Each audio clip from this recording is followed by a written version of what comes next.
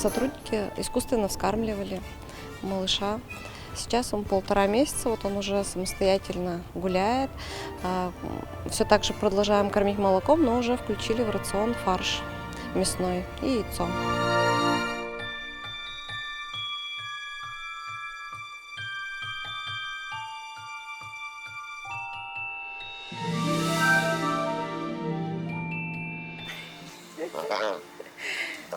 Ругается.